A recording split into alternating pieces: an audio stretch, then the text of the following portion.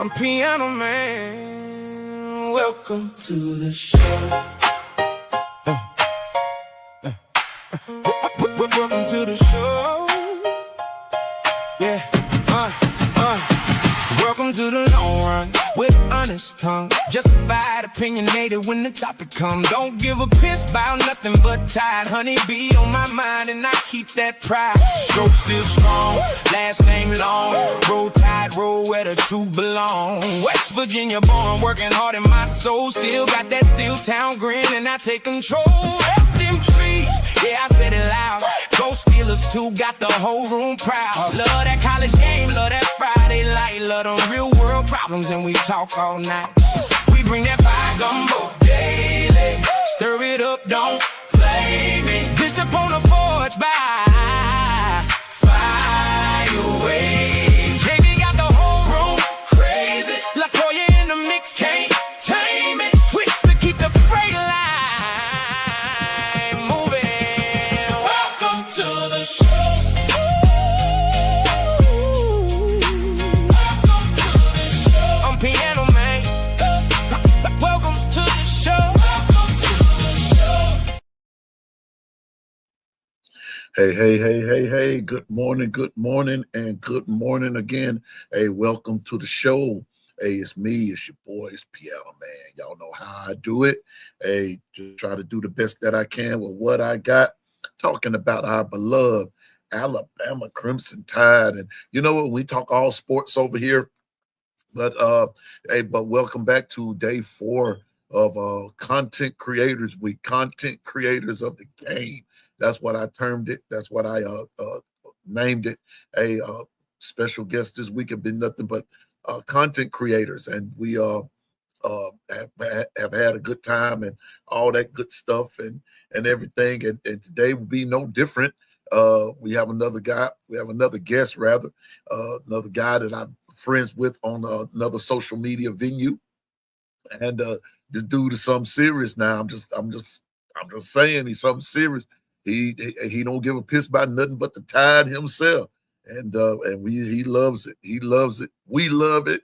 He love it. I love it. We love it. We love it. You know, the Tide loves it.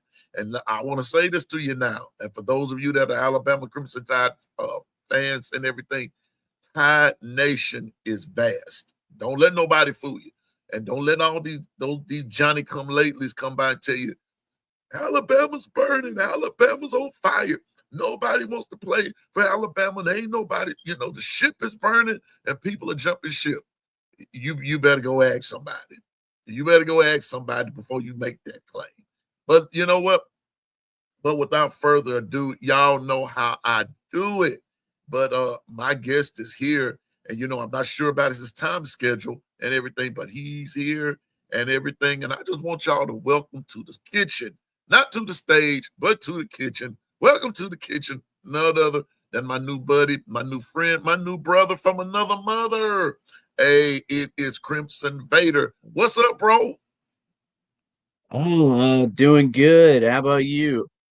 Hey, man, I'm doing well, Crimson Vader. I'm doing well, man. Look, it's so good to be an Alabama Crimson Tide fan right about now until, we know what the business is. Baseball team is doing well. Our softball team did well, football team did well, basketball team did well, track and field did well, and Crimson Vader. People laugh at me when I say this, but it's all good in the hood. The fishing team even did well. Matter of fact, Really? fishing team is is going to be in Bass Masters, I think, sometime coming up. So it's good to be an Alabama Crimson Tide fan. It is very good. And so it's man, and we're just glad to have you over here. I've been watching your work, watching your content, and I reached out to you, man, and I'm glad that you said that you agreed to come. So Crimson Vader, I'm just gonna hop right into it, bro. Man, tell me more about yourself, and then we're gonna fire away. Well, I'm just a passionate Alabama fan, on social media, and yeah. Sometimes I like to mess with people, get some reactions and stuff, but it's all fun. But yeah, that's pretty much it. How long now? Let me ask you this. I got it's something I got to pull up, Crimson Vader. Don't hurt me on this one, bro. I got to pull this up. Something something that I read yesterday, and uh it said Crimson Vader, and we follow each other on X, and he says Crimson Vader. The first thing it says is Alabama Crimson Tide, UAB Blazers, and Navy midshipman fan. That is, listen, Crimson Vader, that's different. That's different. A Navy fan. Uh, are you military, former military, or someone, or just something Navy, just a team that you like? My dad was a Marine, so that's Gotcha, why I go for Navy. gotcha, gotcha, Yeah. gotcha. And I'm the creator of the Tide Zone and president of the Suits. I read his bio, y'all. The Tide Zone. Let's tell me more about the Tide Zone. So the Tide Zone is going to be a video series talking about Alabama and just stuff like that. Um, we're going to talk about you know predictions on schedules and just how people play and I'm thinking about having a video coming up pretty soon talking about my prediction on who's going to be the starting quarterback because like there's a big thing between Austin Mack and Keelan Russell, and they're both really great players. So it'll be really interesting to see who starts. I hear you. And let me ask you this. Now, when is this projected video gonna drop, Crimson? That is a good question. I don't have a time frame for it yet, but hopefully it drops sometime this week or next week. Okay. Okay.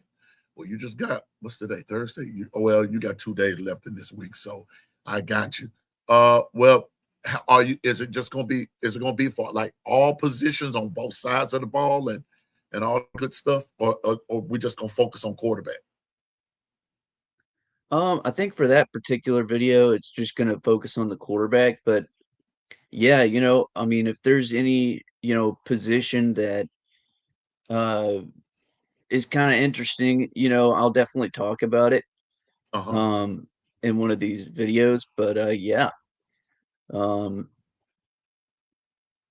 I it's hear going to you. be pretty interesting. It's gonna be interesting. And I believe it because Crimson, when you said that, it sparked a thought. And I'm glad you're here. And having and Crimson, let me say this, bro. I like you. I like your laid back style. I like your laid back style. And it gives me a chance to be laid back as well. Because see, I match energy for energy. So I thank you for being laid back. But let me ask you a question, Crimson. Alabama being who we are. When I say we, I take ownership in part of my team. Been a fan for over 50 years. And Crimson, the way I look at it, and I'm just going to ask you your opinion. When you look at all of the teams out there, and especially in the top 25, let's just put it that way. Do you feel like that Alabama, out of all those 25 teams, is the most scrutinized of them all, or is there, or is Alabama in the top 10 of being scrutinized, or do you feel like me? I feel like we are the most scrutinized team. The thing about it, Crimson, is that when I sit down and start just calculating things up, who's looking at the quarterback? I mean, who's quarterback being looked at? Alabama. Coach being scrutinized, Alabama. D line, Alabama. O line, Alabama. Running backs, my goodness, Alabama. Uh, whose wide receivers get scrutinized the most? Alabama. But just a player here, player there. who gets talked about the most? Do you think that that's just my opinion? You may have another one, and that's why I asked you, who do you think is the most scrutinized, and why do you think that particular team is the most scrutinized? Whomever you choose. Oh, it's got to be Alabama, and it's just not even close. I mean, I would say maybe the next team might be like Notre Dame, just because people don't like them that much, but it's definitely Alabama. Everybody's looking at Alabama to see, like how good we're going to do next year. They look at our players, how are they going to play next year? And, it all comes from the hate, and, you know, it all comes from just how much success, that we've had over the years. But yeah, Alabama has got to be the most looked at, most scrutinized, most hated team of all time. And I think, we thrive in that environment, Mhm. as you've seen, over the years. And, as long as we get attention, as long as we're able to recruit really well, I think the players like it too. You know, I think they like to be in that sort of like villain role, you Yeah. know, and they show it out on the field, they make other teams quit. Now, we had a couple of games last year where we weren't able to make some teams quit, but I think we'll do pretty good this year.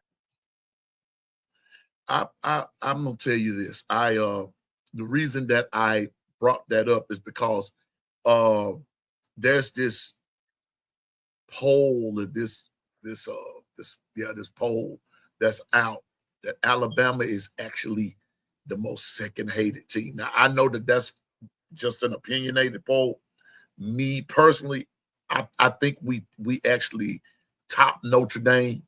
The hatred for Alabama is so widespread until I can walk in a store and have on an Alabama shirt, and the looks that I get from some folks, just the looks that I get, and it's like, uh, y'all losing, y'all are no good, y'all ain't nothing without Saban. Saban is gone. He's not there to save you. As if Nick Saban uh had this special potion, if you will, because people forget we lost games under Saban. We lost games. We lost championship games under Saban. We did. People forget that part, and some of them don't want to admit, but we won more than we lost. That's that, That's right. that's the crazy part. But you bring an interesting point, and I want you to hone in on it a little bit more, Crimson. And that's this here. Um, Out of all, let's stay on the offensive side of the ball. Out of all of the positions, you said quarterback. Is that part of the reason why in the polls, in the way too early polls, is that part of the reason why, in your opinion, in Crimson Vader's opinion, is that part of the reason why we're ranked so low is because of the unknown at the QB position? It could be, but I don't know. I think it might be just because, you know, how we did in some games last year. But I mean, that could, that's definitely a good question. And it definitely could be part of it because, we've only seen Keelan Russell play in a little bit of the games. Same with Austin Mack.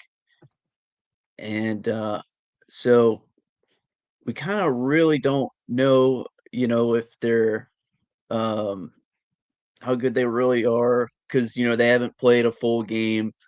Uh, but yeah, that could definitely be a contributing factor to it for sure. I'm going to tell you. I'm sitting here looking. Let me take this off for just a sec. I'm sitting here looking at the depth chart right now. Crimson, this is my Bible. Athlon Sports. I love Athlon Sports. As a matter of fact, I'm also going to get my Lindy's today. Lindy's is out. That's my second Bible. I was listening to the Ryan Fowler show on Tide 100.9. Lindy Davis was on. I want to say now in here, they've got Bama ranked. I want to say 15th, 16th. I think that's where they said. Let me get it right. 15th, 16th, 15th in Athlon, okay? I think in Lindy's, don't quote me, don't hold me to it, because I came in like more or less like on the tail end of that portion of the conversation. But I believe they've got Bama ranked 11th in another. Okay, now that sounds better. In another one, they have them ranked 11th. But Lindy went on to tell why. Check this out. All right. Alabama Crimson has 6 returning starters. 6 of them. I understand that people want to put certain ones into the starting position and say they started last year, but no, they did not. Some of them did not start. They played, but on day one, they were not named starters. They rotated a lot. So that doesn't necessarily make you starter, but I don't argue about that part. But Alabama has 6 returning starters, okay? Watch this. Auburn, on the other hand, according to this, now, poor Auburn. Like I said, people fussing about Alabama, you can always beat alternative. According to this, Auburn has 2 returning starters, 2 of them, because that transfer portal got big for them. They lost quite a few starters to the transfer portal. But I'm looking at teams that Alabama plays. Georgia has 14 returning starters. 14 of them. Wow. 6 on offense, 8 on defense. And let me see, who else do we play? Kentucky has 4 returning starters. I'm just kind of going through some things here. LSU has 6 returning starters. Mississippi State has 9 returning starters. Just like I said, South. Oh, hold up. We don't play those 2. We play these. Tennessee has 12 returning. Texas has 11 returning. Alabama has, like I said, on here, Alabama has 5 returning starters, 1 on offense and 4 on defense. Crimson, in your best guesstimation, just putting it out there. Is this part of the reason why of the lower rankings, because of the turnaround of the team, the turnover here, there, and yonder? Like last year, this past year, we had some guys to leave that still had eligibility left, and if they had stayed. So I'm just saying that, does this speak to part of the ranking? We're going to take our fandom out for just a second and just put on the reality glasses. Just looking at it from a roster point of view, does this have a lot to do with it? I would say it definitely contributes to it because, only 5. Um, a lot of these guys, haven't really started a game. And so, we don't really know the capabilities that they have on the field. So I would definitely say so.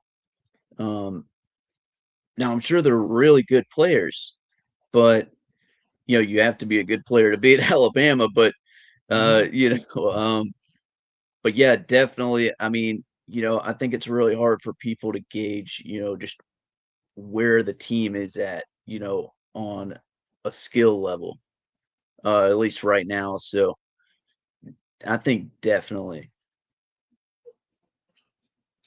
Who are you most excited? Now let's put it all together there, Crimson. Who are you most excited for? Let's just take the on. Let's start with the defensive side of the ball. Who are you most excited about seeing? A Oh, certain player definitely, group, however. definitely Bray Hubbard. He has been one of my favorite defenders the past couple of years. I think he came in for Keon Sabb when he got injured, and he just dominated. I'm like, dang, where did this guy come from? Uh, but yeah, I'm pretty excited to see him out there. Um, and hopefully he can get some interceptions and stuff like that. And yeah, it's gonna be great. And on the offensive side of the ball, who are you most excited?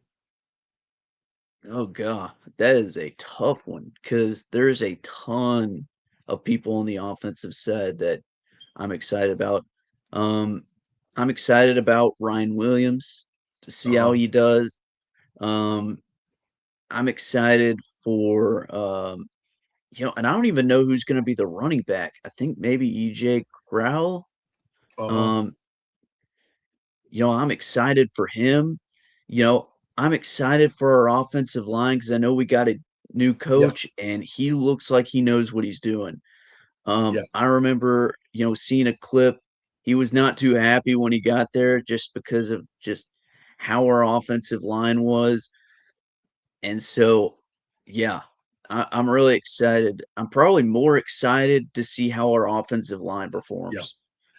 That's me, Crimson. Out of all of those positions, both on offense and defense. I'm more excited about what the old line has to do because let's just face the facts. That's to me, that's where our issues were. Our issues were they were not consistent. It wasn't the fact because trust me now, Alabama won 11 games with no running game, Crimson, or very limited running game. That's the part that baffles me is people are slamming, bashing Alabama and forget we won 11 games. Our team won 11 games with a limited running game. My question is if that O line is straighter than it was last year. Now, I'm not going to sit here and say we'll win, we'll go undefeated. I will not be that delusional and say that. But what I will say is that if we did that last year and just lost 4 games, 11-4 under the circumstances, Crimson was not bad under the circumstances. And I'm not one, and I do have, listen, you know, uh, my producer said, no, P, you were right the first time, no running game. You, I used the word limited. Well, no running game. Okay. He win. No running game, zilch. But you still was 11-4 under the circumstance. Put that all together, Crimson, and you escalate and that goes up. That's a scary thought. And Oh people are yeah. so busy bashing this Crimson Vader till they're forgetting that part. Or do you think that's in the back of their mind too? I think we're gonna dominate next season if we have a good offensive line. And you know what? I'm gonna be even crazier. I'm gonna say we're gonna go undefeated. Uh-oh. You hear that, Stephen Hicks? I got it. I got that. That's part of. There's a guy, Stephen Hicks, part of my No Mercy crew. He has been hollering that from the word go, undefeated. Uh, I have a crew in here called the No Mercy crew, and Crimson Vader. These are the diehards for real. Now I'm a diehard. I'm just taking it one game at the time. You know what I'm saying? And Right. but I will say this, and I said, I've said this from the word go. I said, Alabama is going to be surprisingly good. I said, trust me on that. They're going to be, see, and the reason that I use the word surprisingly, Crimson Vader, is because people, even Bama fans, some Bama fans, writing us off, writing us off, writing us off. Uh, we're no good. DeBoer needs to be fired. Fire the staff. Do this, do that, do the other. Because you're basing it on four ugly games. Four ugly games. That's what you're basing it on. Four ugly games from last year and four ugly games from the year before. Well, 20-8 for 2 years is not bad again under the circumstances. Now, like I just said, Crimson, I don't make excuses, but I am looking at the fact that you're dealing with a coach who came in under circumstance with Coach Saban abruptly retiring. You're looking at a staff who came in trying to implement a new system, and the system has over 2 years have won you 20 games. 20. You've beaten Georgia twice. You've beaten LSU twice. Made the playoffs. Yeah, we lost to Indiana, but guess what? But so did everybody else. Right. Everybody else lost to Indiana. So with that being said, with no running game and a limited line that that wasn't there, it's a scary thought for me, Crimson, that if that is put together and that is even an inch better than what it was last year, like what you said, it could get real radical up in there real quick. And see, I'll say this, like you said before, there's a lot of, Alabama fans and, even people outside of the fan base, they're like, oh man, DeBoer's terrible. I mean, but he won us like like you said, 20 games with no running game in the SEC.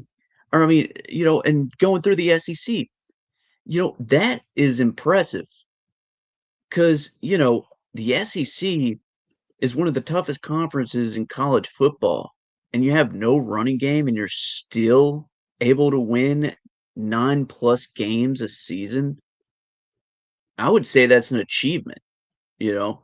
Yeah.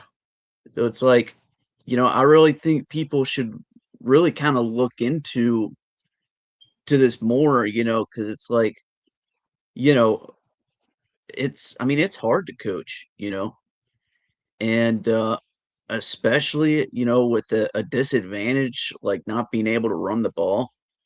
Right. So, and on my Twitter page, I put in DeBoer I trust. Yeah. So, Yeah. I saw that. I trust that he is going to win us a national championship. If the boy pulls that off, and let me see, let me tell you something. Wait a minute, I got to go back to. I'm trying to scroll the chat as well. This is what my producer said. If we undefeated, then beat Georgia, I think it's possible. Oh yeah, I definitely agree. Georgia's definitely one of the toughest teams out there. So if we can beat them, then yeah, I think it's definitely possible. And I can understand why, and I'm gonna say this, and I got a guy in here, Austin, big Georgia fan. I can understand it, in having this conversation with you.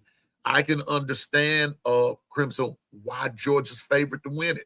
If you look at that, if you just look at the like I said, look at their depth chart, look at what they have returning and everything. That's part of the reason why. And I'm gonna say this, and correct me if just tell me what you think about this theory. The biggest reason that is going down, but that the writers feel like it's going down between Texas and Georgia is because of the depth chart. The reason that they're throwing LSU in it is because of Lane Kiffin. The reason that they're throwing Ole Miss in it is because of Trinidad Chambliss. And the reason that the Alabama, they have them finishing as low as they finish it, is because of the lack of an offense. The quarterbacks are unknown, no running game, and the O-line.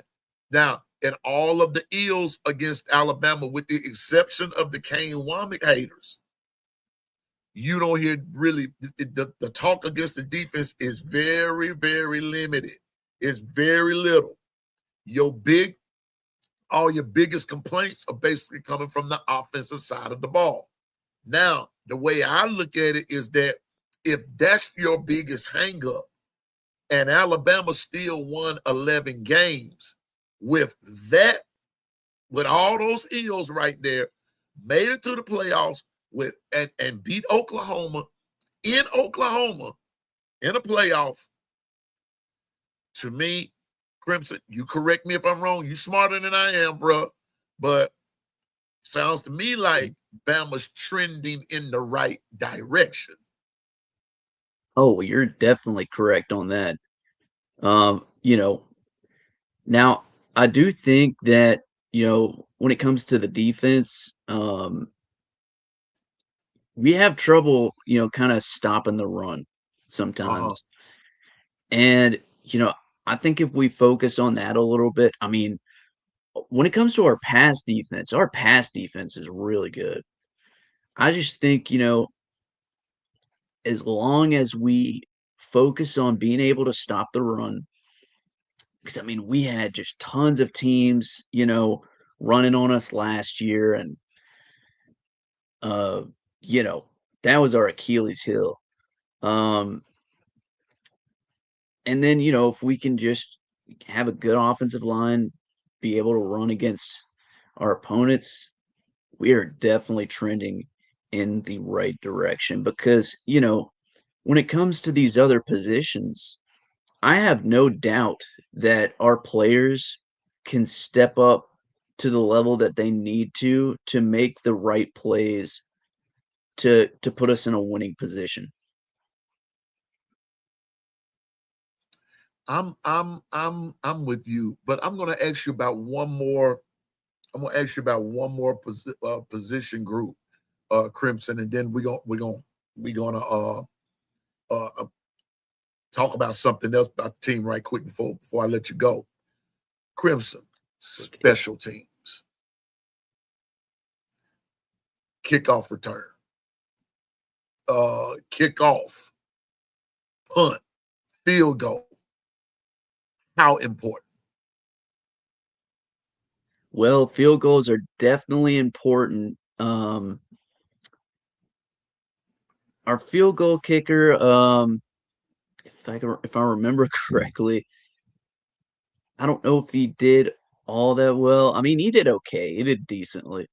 Uh-huh. Um, Field goals are Talkie? definitely important. Yeah, Um, Having a good punter is definitely important because, we want to get, the other team just as far away from our end zone as possible. Uh, and make them just waste time, you know, trying to get down the field. I mean, hopefully they don't get down the field and score, but yeah. Now, as it comes to, punt return, kick return, we need somebody that we know will be able to catch the ball, even though there's noise around him. Uh, and also, just be able to get as much yardage as possible. And, we need somebody like Javier Arenas. yeah. Javier Arenas was a beast because, he would just be able to get those, punts, and I think he did kickoffs as well. I forget, Uh-huh. um, but God, he was always putting us in great field position after punts. I know, at least I know the punt part, but Yeah. yeah. And when we're dealing with, do you realize? And when I ask the question a lot, and in Crimson Vader, let me tell you something, bro. When I come with questions, a lot of times, and you coming with the answers, a lot of times that you're talking, different things start coming to mind. I don't have a script with me, so I'm really asking these from the head, from the heart, and everything. Crimson, do you realize we were actually a missed field goal away from going into the SEC championship game with one loss? Now, One see, that's just unacceptable. one Um, loss. like I get it, like there's kickers that aren't perfect, but oh my gosh. That is unacceptable. And I'm being up. it might sound harsh, but I mean, look, when you come to play at Alabama, you got to be the best of the best. Right. And yeah. I'm saying, just think about it for just a second. A missed field goal in that Oklahoma game, we would have went into the SEC championship game with one loss. One. That's Yeah. why I'm saying, everybody, and I've sort of been reserved about it, but these things keep coming to mind, Crimson, that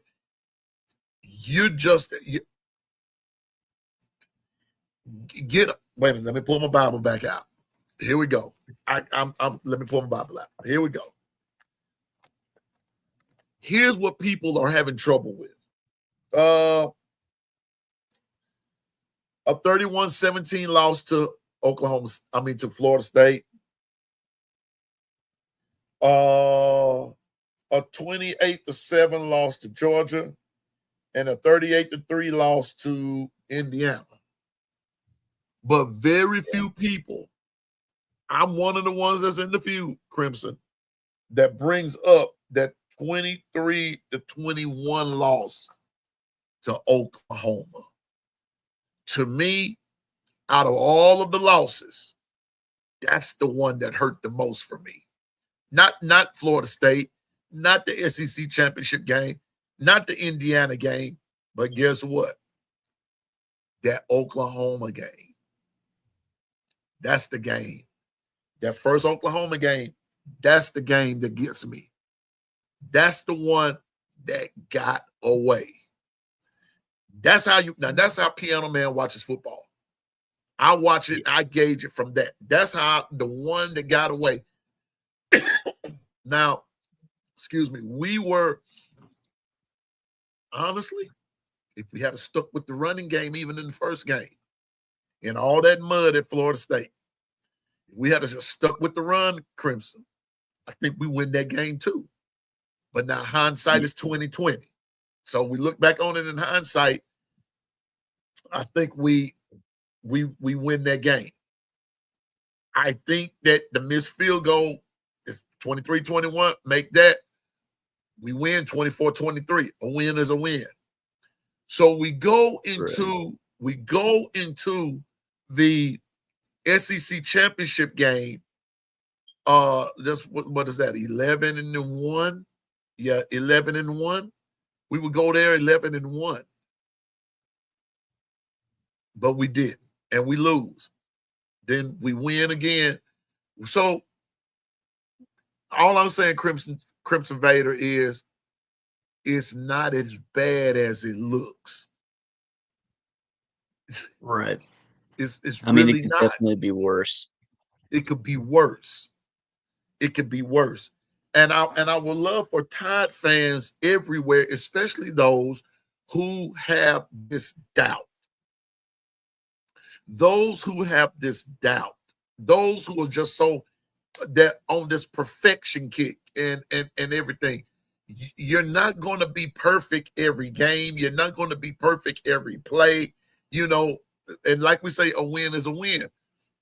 But Crimson, let's put it all together, bro. Let's put it all together.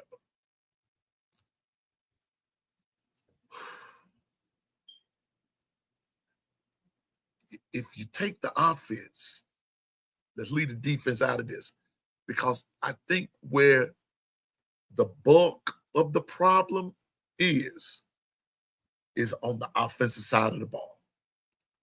So, with that being said, Crimson Vader, I want you to give me, to your ability. I'm not asking you because I know you got a video dropping here in the next few days or so, and everything about and I'm excited about that part because I will be tuning in and everything. And for those of you that are not on Twitter, I advise that you get on Twitter and follow Crimson Vader and everything. Follow his work, all of his content and everything, and you'll see the dude is no joke. Piano Man's just trying to get there. I'm not, listen, Crimson Vader, I'm not on it like you, Lisa Rawls, Amber, others who are just big time Alabama, JT, others and everything. I'm still trying to get there and everything, but these guys and gals do some awesome work. But Crimson Vader, my question, September 5, who do you expect to be the starting QB? Matter of fact, if you will, how do you expect the offense to look just when they take the field for the first time?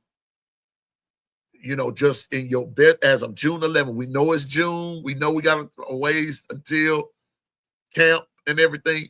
But who does Crimson Vader expect from tackle to tackle, quarterback, running back? How do you expect it to look? Who do you expect to see? Let's put it like that. Oh man. I think for quarterback, and everybody's probably like, I know everybody's saying this, but I don't know, it's just, and this isn't just for like the Keelan Russell hype. It's just like I want to see Keelan Russell at quarterback just because of the effort he puts in, the way he talks about wanting to be successful. You know, he's like, "Oh man, I'm gonna win a Heisman at Alabama," and just the passion, that he has for the game. And I really like an attitude out of I like that attitude out of a player. So I want to see Keelan Russell start. Um, Now, Austin Mack, I would not mind if he started. I mean, look how tall he is. He would be able to see perfectly over that offensive line. And, I mean, he would definitely have an easier time spotting an open man. Um, but I don't know. There's just something about Keelan Russell that I like. And, so I really want to see him at quarterback and see how well he will do. Right. Um, when it comes to running backs, um, God, and I don't really. I need to. I should have looked over the roster, but I did see some pictures of EJ Crowell. I mean, he looks like a tank. He looks like he's going to. I mean, if he has a good lane, you know, he is going to get some yards. Yeah. And I do not doubt that he will be, running over some defenders, leaving them on the ground. Um, but for receivers, obviously I want to see Ryan Williams. I think this is the year that he will impress people. The last couple of years, he just didn't really do much. I mean, I would say probably his best game was against Georgia in his first year. Um, really impressive to me. I mean, especially for somebody, coming just right out of high school. I mean, he was only 17 in that game. Yeah, Just absolutely nuts. Um, but yeah, Ryan Williams,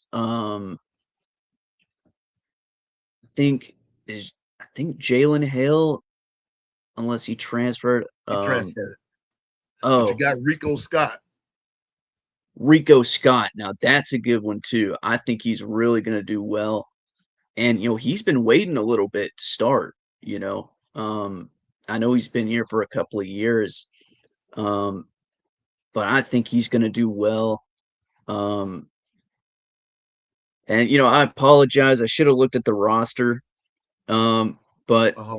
yeah, um, And don't forget the one, the only Lottie Brooks. Lacia Brooks. oh my gosh, I cannot believe I forgot him. Yeah, he is definitely. I mean, he definitely had some clutch moments for sure. Yeah. He scored Um, his first touchdown. Remember in that Oklahoma game, in that, and I think it was in the playoff game. I think it was his first touchdown. He smoked Oklahoma in that playoff game. Lottie Brooks did. Uh, uh, just summing it all up though, Crimson. Oh, wait a minute, wait a minute, wait a minute. I had a question for you.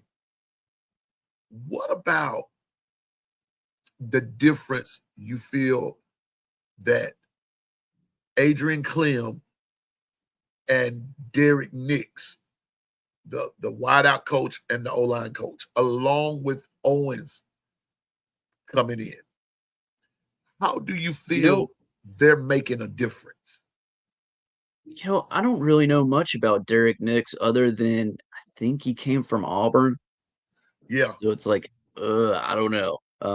We saw how Auburn was when it came to their offense. Adrian but Clem, you know um, what though? But hold up, Crimson. But here's the part I'm gonna help you with. Auburn's offense, actually, if you go back and look at it, Auburn's offense actually lit our defense up. They were annihilating us. And it just so happened that Bray Hubbard and Deontay Lawson, once again, that Hubbard Lawson tandem, when you needed a fumble, if you will, when you needed that, when you needed a fumble, you needed a turnover, they got it for you. And that's how it happened with Cam Coleman there. When one of them hit him and then the other one pounced on it, you had the same thing with Diego Pavia. So that's why I'm not focusing on the defense as much, because they came through in clutch moments. But in that Auburn game, Ashton Daniels lit us up. Cam Coleman was killing us too. But Derek Nix called a lot of that game for Auburn. And so I was just wondering, with him and Clem coming in on offense, what what will be the difference maker? Is it their presence? Is it the way they carry themselves? Is it how they approach the game? Uh, I just wanted your thoughts on that. yeah, I mean, when it comes to Adrian Clem, he seems like a guy that's going to get our offensive line in good shape. And I think, if they do wrong, he's gonna fuss at them, you know. So uh I think our offensive line is, gonna look really scary um this year. I think they're gonna be just an absolute upgrade, of Uh-huh. what we had a year ago. And when it comes to let's see, what was the other guy? You Um had Owens on the defense. oh, I haven't heard much about him. Um yes, sorry. Um Derek Nix, if if what you say about them, you know, uh him being able to go against Alabama's defense and light us up, I think, you know, I hope, it translates to our offense as well. And hopefully we're able to light people up as well. Marcus Shepard, uh, him going to Oregon State was kind of a big loss for our offense. But I'll say this, he definitely deserves the head coaching job. He definitely knows what he's doing. And, I think he's going to do great at Oregon State.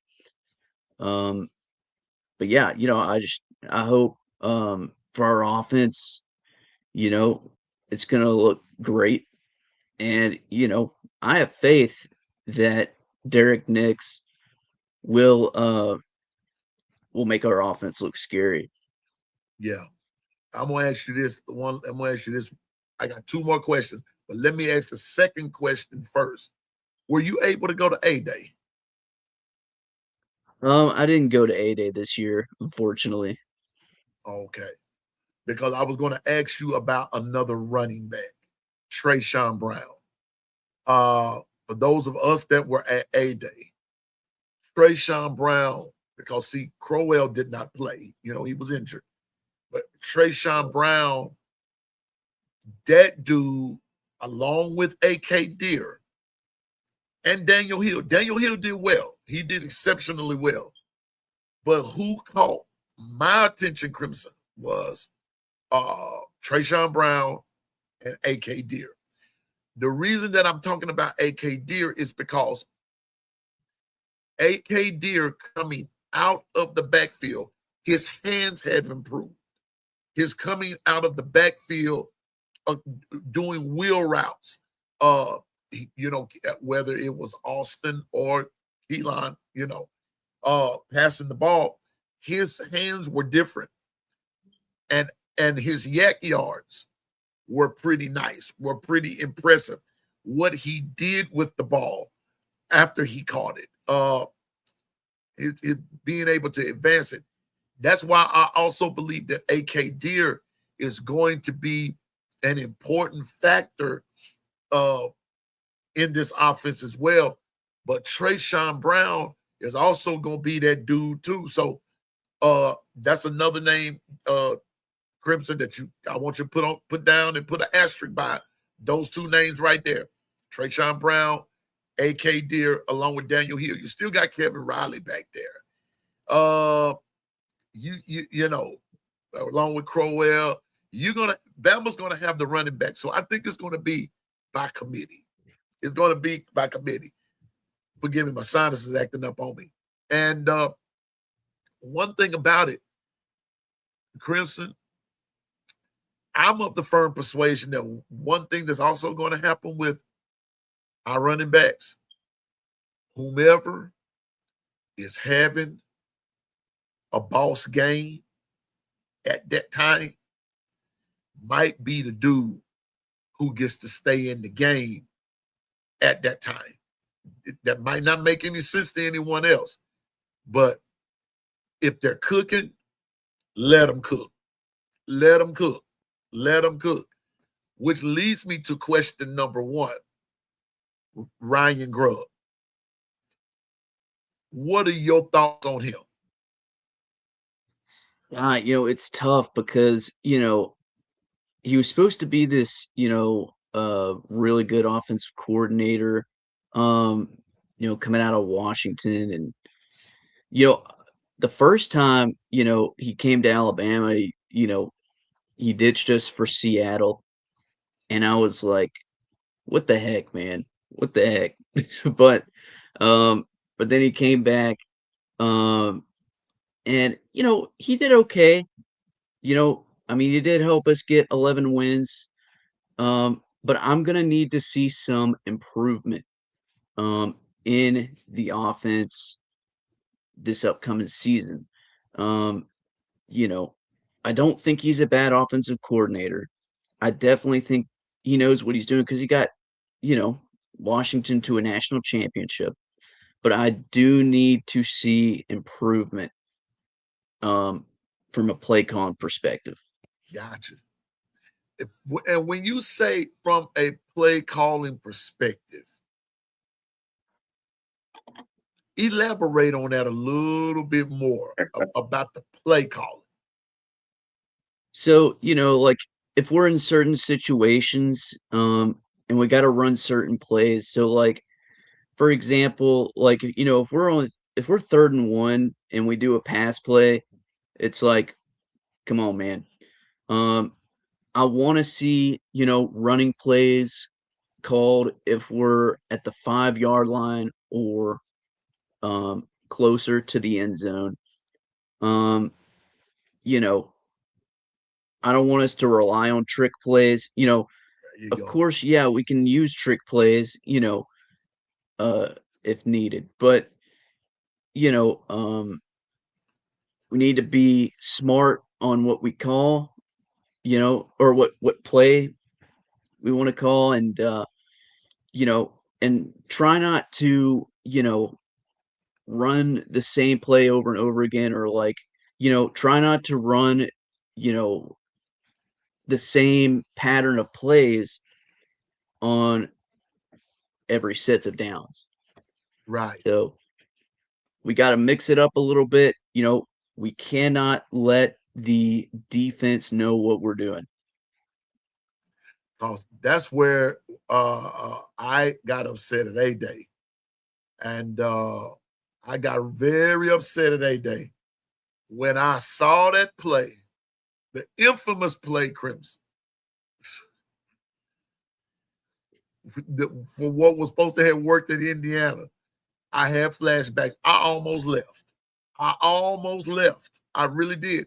I almost went home. I was going to get my folks and go home because I was about to say, now, here we are with this foolishness again. But I stayed. I stayed. And it got better as it went on. But I also know that we were very, very vanilla at that A-Day game. It was just a glorified scrimmage. That's basically what it was. But it did give us some hope. It gave us some kind of told us what we were needing, what we needed to work on, and things like that. So before I let you go, and everything, Crimson, one last time. Now, on the other side of you, Crimson, is my co-host, is Bishop, coming in late. I'm going to Well, doctor's pay. And listen. Hey, y'all better get with this government. They going too plumb crazy over in this piece. I'm gonna Hey, dock what's their up, pay. Christian? Welcome to the family. Listen, I'm gonna dock their pay too. But when I dock their pay, listen, if I had half of what some of the no, not even half, a third of what some of the government got, I'd be a rich man. I'd be rich. But anyway, good to see you, Bishop. Hey, But right good to quick, see you. Good Crimson. morning. Good morning. Hey, carry on. Carry on. But Crimson, let me ask you this. I know what you said earlier about what you see, but when you start breaking it down, when you really break it down from an offensive side, from offensive perspective, the defensive perspective, the special teams perspective. Now let's break it down one more time. Let's look at the overall coaching staff. What do you see?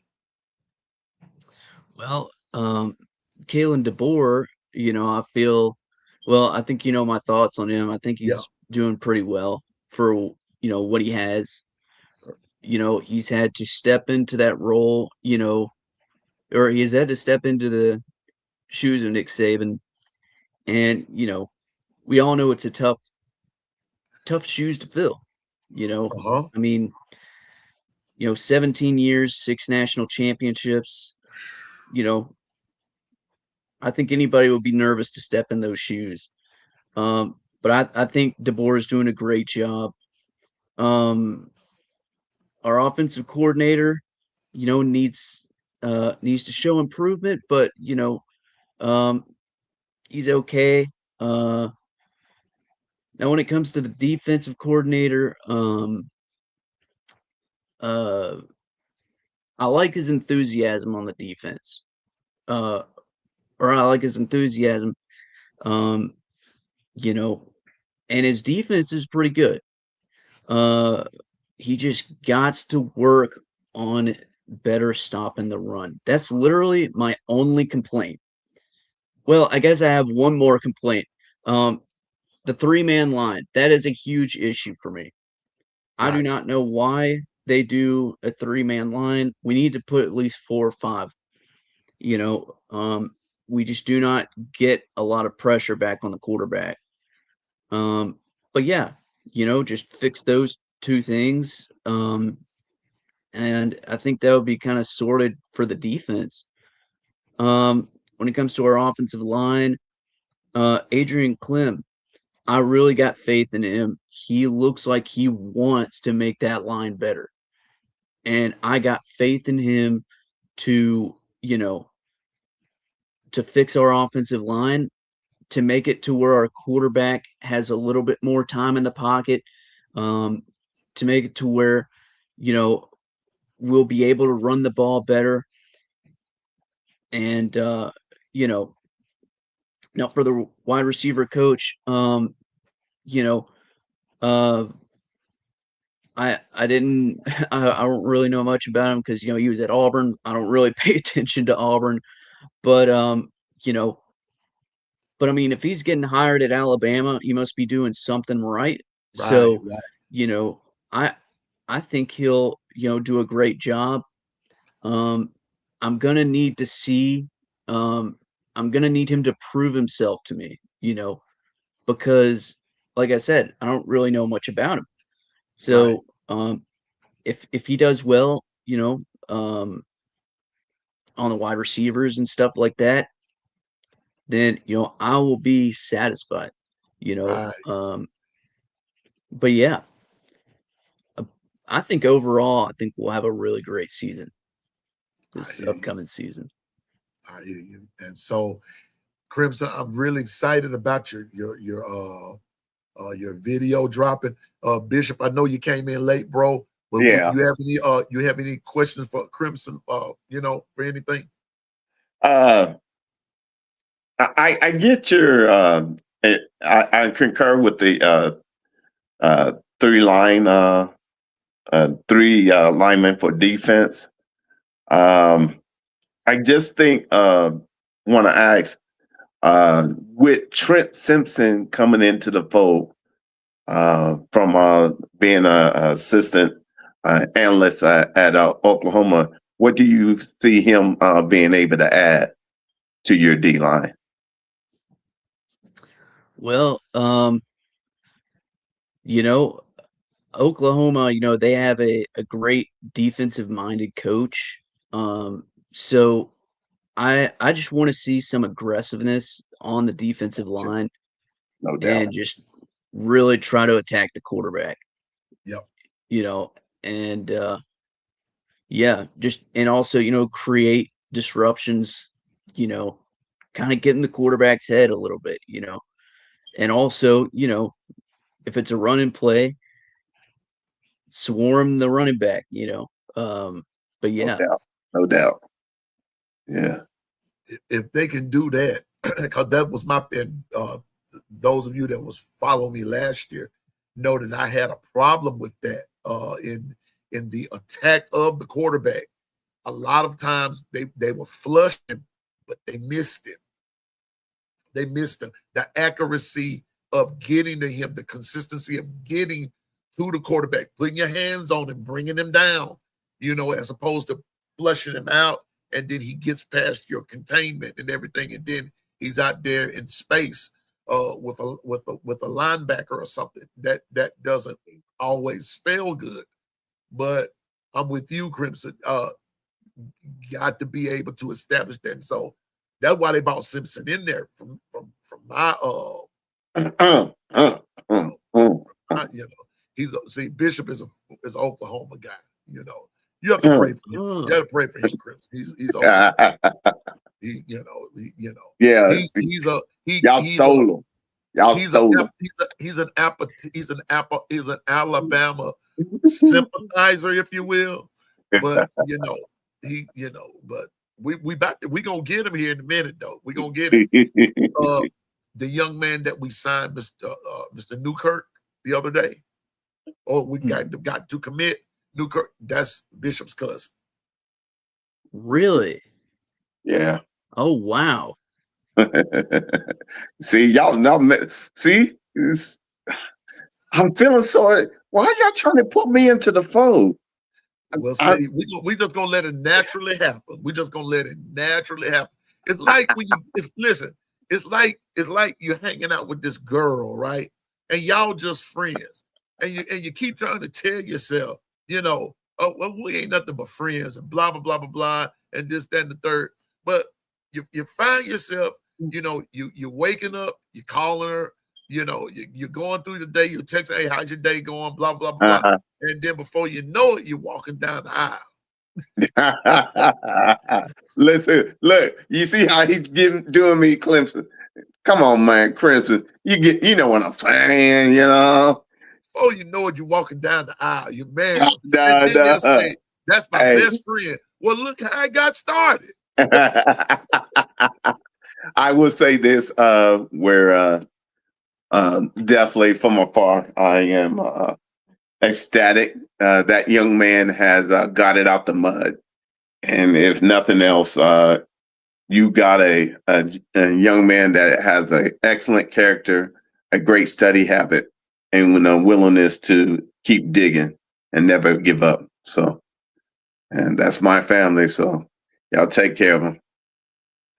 You see what Bino wrote? Come on to the light, Bishop. Don't fight it. Come on to the light. Come on, hey, Bino, don't be working on me now, man. You family. You family. Come on to the light. Come to the light. Come to the light. Crimson, I'm gonna tell you what, man. I am excited for this season. But before I let you go, though, big dog, and here we go. Let's do something right quick. Let's play this. I'm gonna be like the game master is Assault. Let's play a little 2K. Here we go. I'm a big movie buff, man. Okay. First. Well, no. Let's just hop to it. Here we go. Let's just get what you get. We open with East Carolina.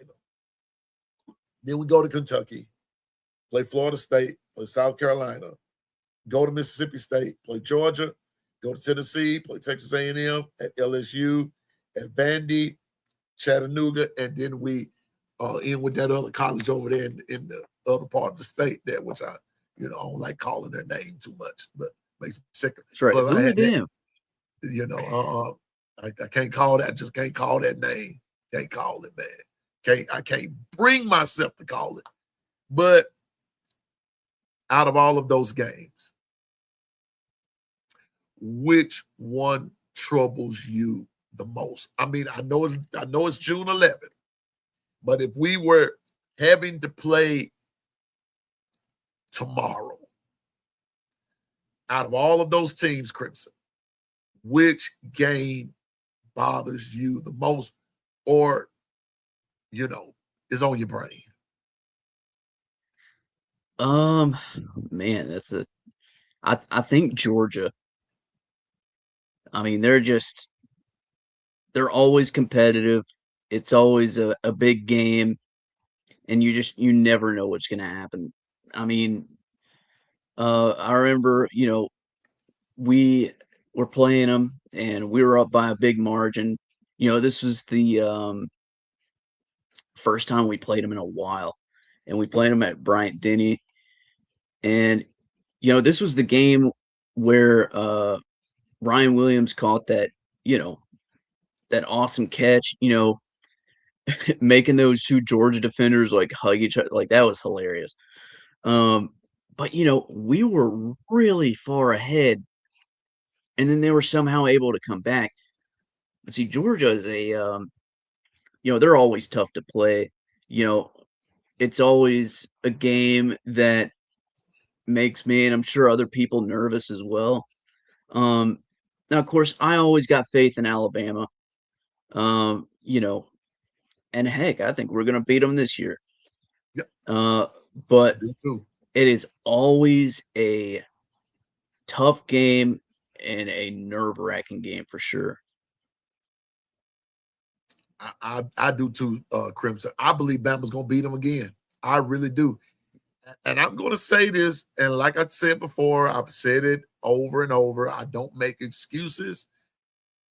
We didn't have a lot of players injured in that SEC championship game. We would have beat them in the SEC championship game. We own Georgia. We own them. That's right. We would have beat them again. Have you ever noticed? And like I said, I've just noticed the pattern, Bishop, and everything. The two times within the last 12 times, you out. the two times that Alabama has lost to Georgia, has anybody ever noticed it was always some type of injury? That is true. There was always some type of injury to a player that time in that natty and everything. Jamison Williams was lighting them up by himself. I have to admit, when y'all lost him, that whole complexion of that game changed. It was altered. Yeah, it changed. It changed. And Georgia fans, I'm not taking anything away from you. Y'all won the game. You did. But you know for yourself, if you just be honest, if there's any honesty in you, Jamison Williams, you had no answer for him. You had no answer for him. That day he was him. And just think about it. When you played John Mechie against John Mechie in the SEC championship game, and you had J-Mo out there and B-Rob in the backfield, what was that score again? 41. I don't think the scoreboard could hold it. Who is it? And it was about to get worse. Yeah. It was about to get worse. It was about to get worse for y'all out there that day. And I believe they called the dogs off. They really did. They called the dogs out. You know, whoever let the dogs out called them back in because it was about to get bad out there in that particular game. But I also know that in that natty, when J-Mo went down, that was and Corey Brooks and none of those other guys they could not come through. They couldn't come through, and that they didn't have that.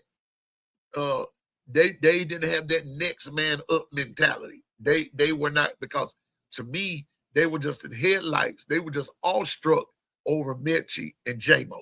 They were awestruck. Trayshawn Holden and all them.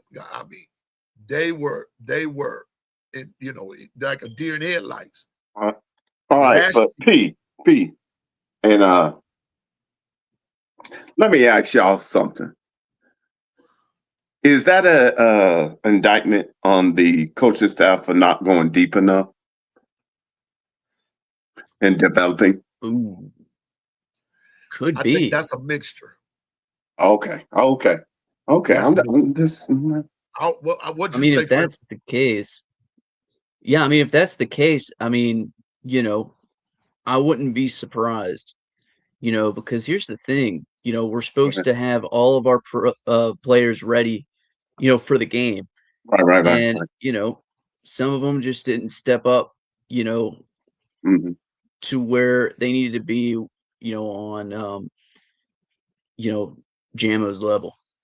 Gotcha. And, and of course, I'm not going to say that, like, you have to be on Jamo's level to be good, but, I mean, he was just lining up that defense, and, I guess we just didn't have receivers that just were able to get away from Georgia's defenders as easily as Jamo was able to.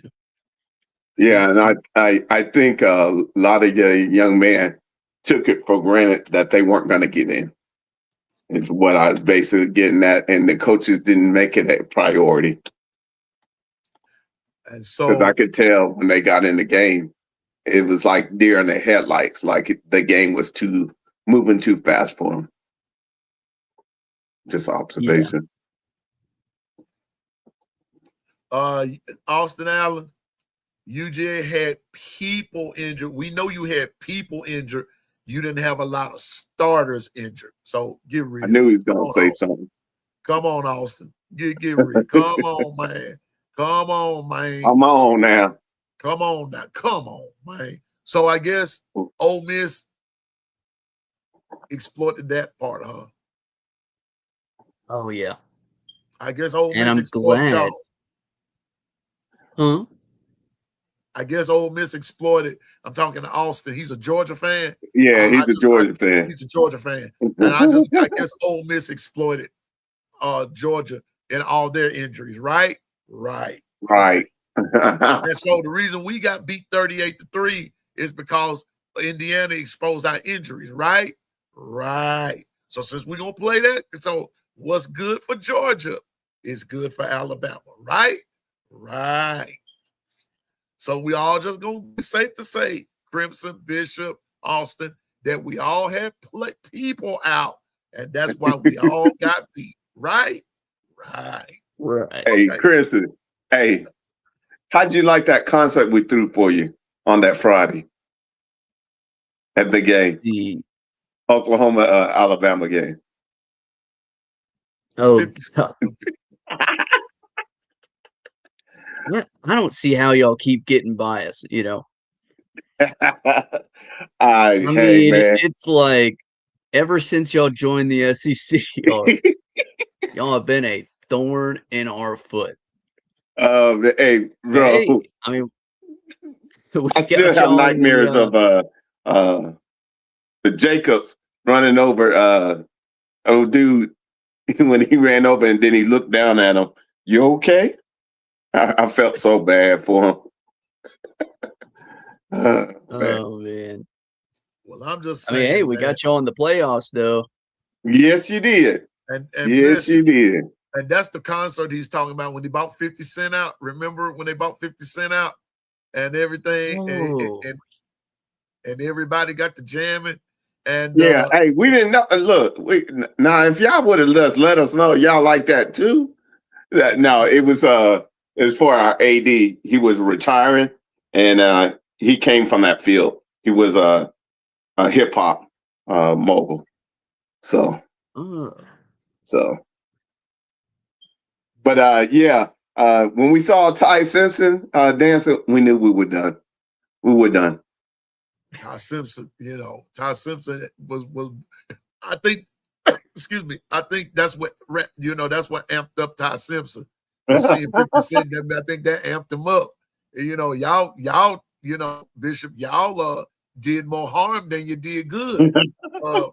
Bringing on 50 Cent, and then we just went on and finished y'all on off. Hey, now looking back, it's like, man, it was good, but I want y'all to understand the whole stadium stopped. The players stopped worrying about the game, and all of a sudden it became a live concert, and even the coaches were dancing. Yeah, Literally, I mean, everybody forgot that they were playing the game and just had a mini concert, and then came back and played the game. And y'all won because you established the run. You stuck to the run, and Daniel Hill ran off. And that's what it frustrates me. The following 11 days later, Grubb did not stick to his gun. It just, it's very frustrating. Yeah, that don't make no sense. When you proved it, you proved it when you went into someone's backyard. But now all of a sudden you go to Pasadena and all of a sudden you abandon it? Come on, man.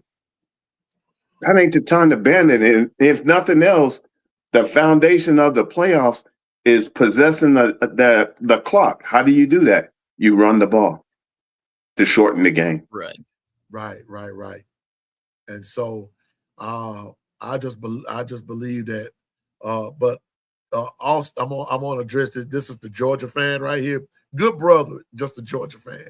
But he said, "No, you don't, Twister." Because Twister made a statement, said, "We own Georgia." Yes, we do, Austin. We go. The record says different, Austin.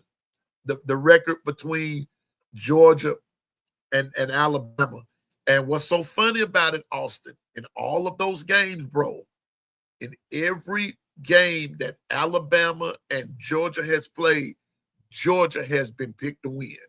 Every one of them. And you've lost them. You've lost more than you won against Alabama. The record says so. It's not even close. I mean, I'll say this, Go ahead. Georgia fans are better at, or well, just Georgia in general is just, I will say it's better at barking at people than Mhm. Alabama. So I'm just saying, man.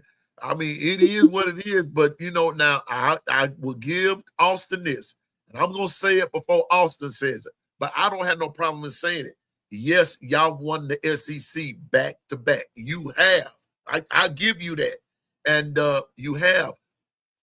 But lately, since you gotten when you step outside of the SEC in your playoffs, y'all hadn't done too well.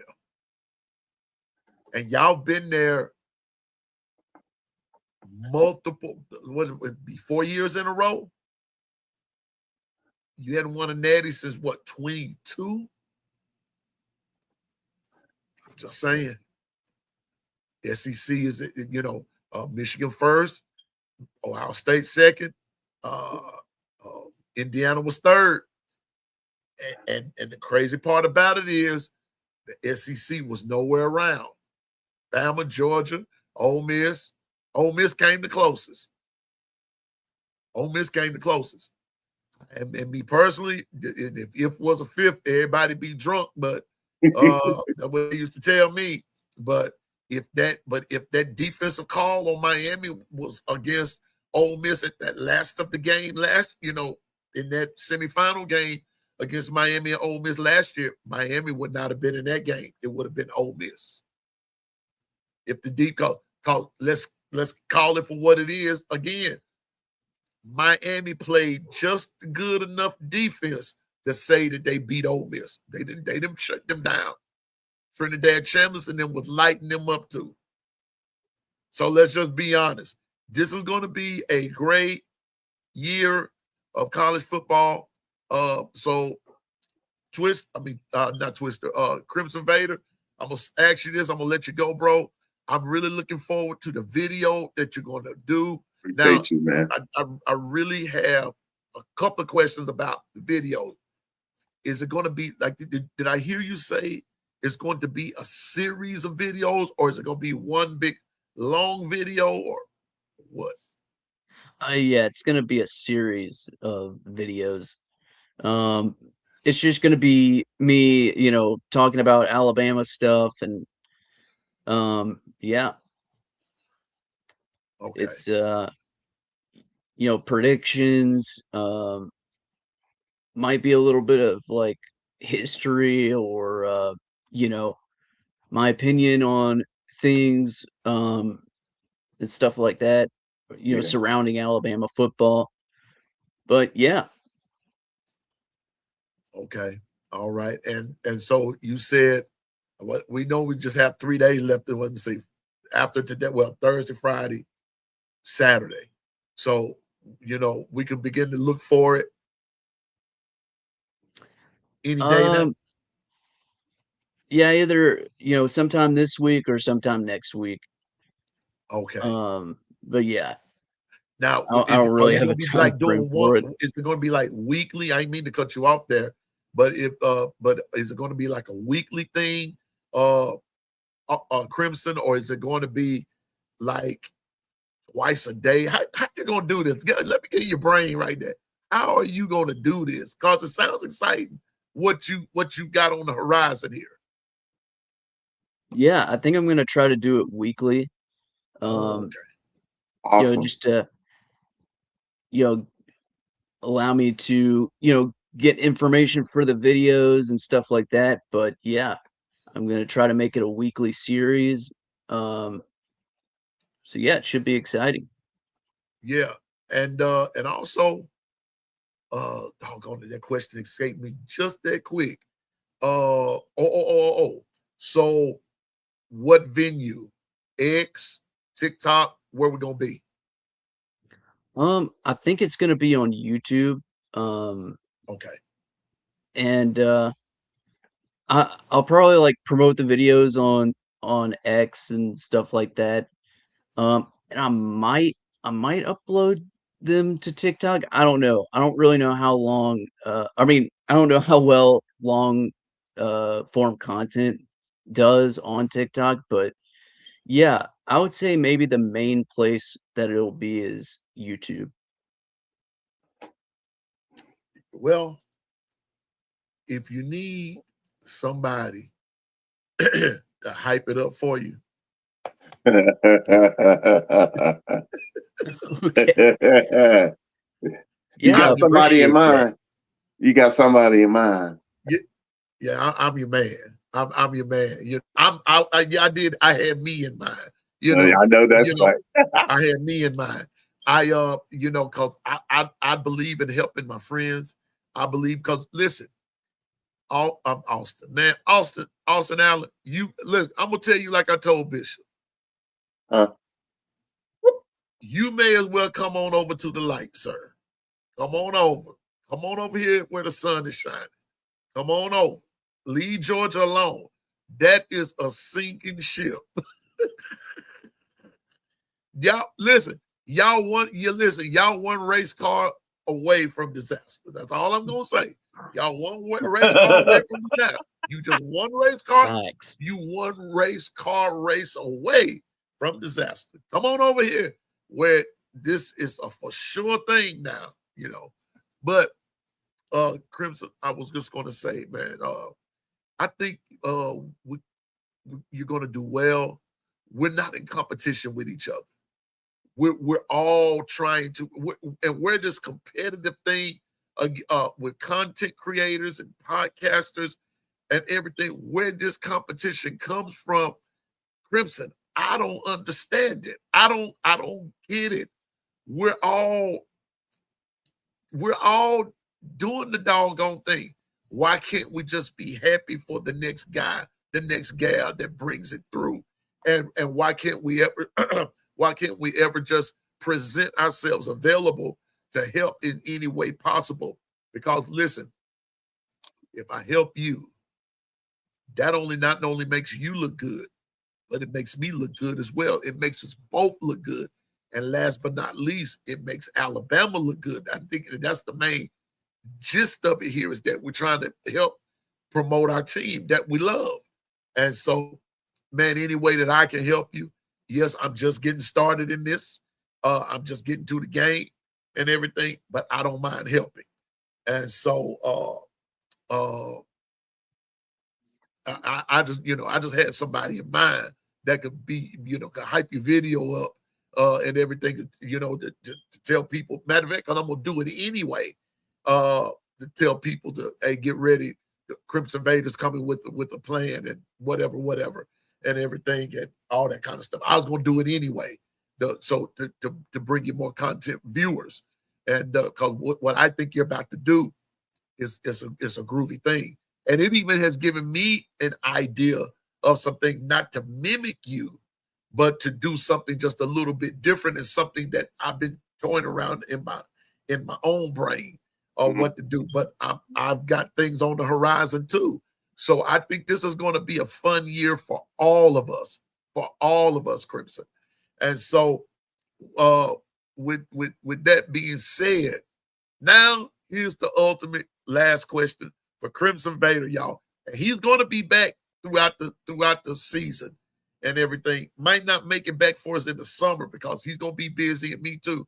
But trust me, Crimson, by the time September the 5th roll around, get ready to pin me in somewhere to come back on the show so we can all talk and everything. Because I think I want to have like a round table with you, Bishop, other, even from other teams and stuff like that. And we just sit around and talk about our teams and everything. And it's going to be all good. But Crimson Vader,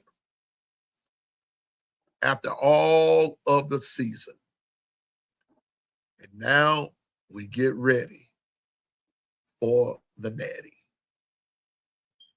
from Crimson Vader's seat in front of all of these people, Crimson Vader, who goes to the net? I just want, this is just a straight off the cuff question. I want a straight off the cuff answer. And then I want you to tell me, just give me your prediction. Are you wanted me to say both teams in the Natty? Yeah. Or Who do you okay. see in the Natty? What two teams do you see in the Natty? Well, I see Alabama. Okay. And I see, I'm gonna make it interesting because this team's been in the news a lot lately. Texas Tech. Man, you almost made me turn over in my chair. Wow. I like that. I like that. Chat, did y'all hear this? Did you hear this? Let me put this Bible down, man. Wow. Crimson, Wow. you serious? Wow. Bishop. Hey, I like him. And it makes fights. Wow. Crimson, I'm speechless, man. Now, it take a lot to make me speechless. I'm speechless.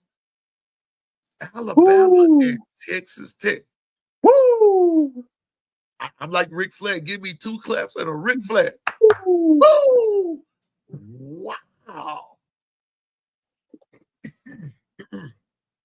All right. I like it. I like it. Texas Tech.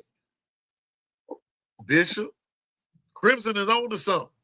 I don't know. I like it from afar, but I hope it don't come true. But remember though, Bishop, what did I tell you all the other day when we were talking about it? Have anybody went and looked at Texas Tech's schedule? Have they looked at it? Yeah. Everybody's all up in the air about Sonsby and this. And while we at it, Crimson, give me your thoughts on the Sonsby situation. Oh man, yeah. I mean, me personally, I don't think he should play. I mean, he did the cardinal sin of sports. You don't bet on your team. Yeah. You don't bet on any other team, while you're playing. Am I like really mad that like he's getting to play or he's like eligible? Not really. I mean, I always knew he was going to find a way to be able to play. You know, I knew the NCAA was going to bend the knee. So it's like he was going to find a way back, whether we liked it or not, which is unfortunate because, I mean, he knows what he did is wrong. And, I feel like he just doesn't care about the integrity of the sport. Now, I do want him to get better. I do understand that he has an addiction. And, I commend, Texas Tech for, trying to help him through or help him get over his addiction and, give him all the stuff he needs to get better. But, I don't know that they should play him. I think that they should put him as far down on the depth chart as he can go in terms of quarterbacks and really only play him, when the people in front of him, either get injured or get suspended, or something like that. So, yeah. But you know what? I was thinking about this, you guys. Crimson, think about this. What if instead of having him play this year, if he's really has an addiction, have him commit to sitting out a year and truly working on his addiction and then have them reevaluate instead of having him do the injunction for this year. I feel that it just it didn't give much credence to knowing that someone, if they have an addiction, let's find out. You can't find out in 60 days. Right. Yeah, I mean, and I think Texas Tech would probably have looked more favorably, Yep. in people's eyes if, they would have went that route. But I think they're thinking, oh, well, we don't got a quarterback and blah, blah, blah. We really Right, need right, Brendan Sorsby. But, you know, an addiction, when you have an addiction, and it's negatively impacting the people around you, you got to get it sorted out. right. You can't just continue on like nothing happened. And, that's kind of like what Texas Tech is doing. Now, like, I know like the whole situation isn't Texas Tech's fault, so I'm not going to hold that against them, for the gambling thing, but Right. what I will hold against them is the uh allowing him to play. Yeah, I concur with you, Crimson. Uh, because here's the thing: is ask yourself, did the rule just get just before he came on? Did we just come up with the rule, or has the rule been in existence? It's been in existence, right? For gambling. Right. So, and then on top of that, he goes through somebody else to place his bet. So then, did he already know it's against the rules? That's So correct. Yeah. so if you start looking at it, I get that. Oh well, it'd be a detriment. Of course, it'd be a detriment. He won't get to play. But here's the thing: is even though it's a detriment, how do we justify allowing him to come back when we have, for far less, held someone to where they were banned from the game for a lifetime, and now all of a sudden this is an injunction? And yeah, he turned himself in, but yet you knowingly knew what was in front of you, and you could have turned yourself in at Indiana or Cincinnati, but now you Right. want to turn yourself in?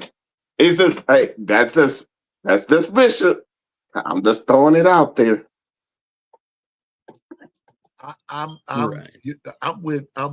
I'm with Crimson. I don't blame Texas Tech for going for Oh for no, for going after him and things like that.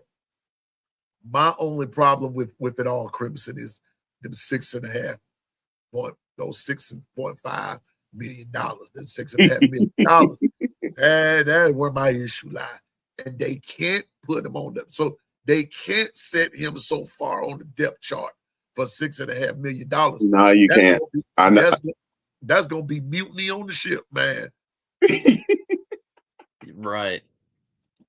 I I'm mean, it's kind of like they're rewarding him, for doing Say that something again. wrong. Yep. It, yeah. I mean, it's, you know, they're rewarding him for doing something wrong, and that's what people have an issue with, you know.